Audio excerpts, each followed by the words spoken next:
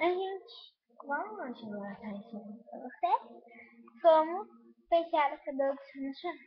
Primeiro, você vai precisar de caneta, pode ser qualquer uma, até menos uma à frente de 1.600, se você quiser 20 cabelo. Tá, você vai precisar dela em pé, assim. Você mesmo vai ter que segurar, porque senão vai adiantar muito. Então você vai abrir os bracinhos, tipo, que nem na música que tinha, demonstração. Tá. Você vai virar ela de costas e tenta sentar um pouquinho, porque essa parte menor você senta um pouquinho, você vem. Aqui tá aqui, normal. Tá bom, você vai pegar a escova. Você vai pegar a escova e fica penteando. Sério, cabelo e não pode aparecer isso. Porque senão vão descobrir que eu estava com cabelo. Se descobrirem tudo bem, não ligo. Tá bom, você começa a sentir normal, que nem se penteia seu cabelo.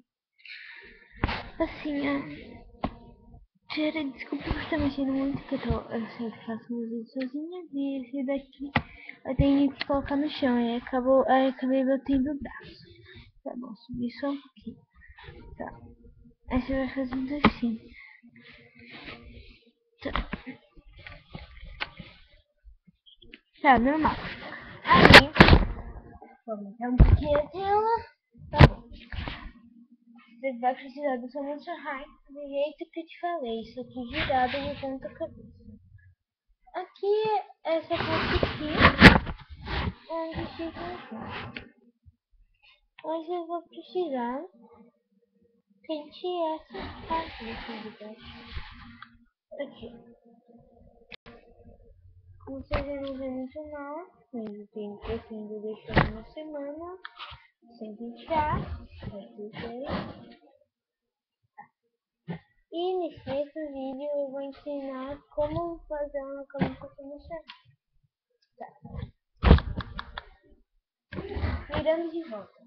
Aí você abaixa os bracinhos dela. Aí, nunca pintei, eu tinha qualidade dessa, nunca pintei assim. Coloca pra cá. Não pintei daquele jeito que você vai botar maquiagem. Bom, e aqui é isso. Vamos dar assim. Então, até o próximo vídeo. Tchau.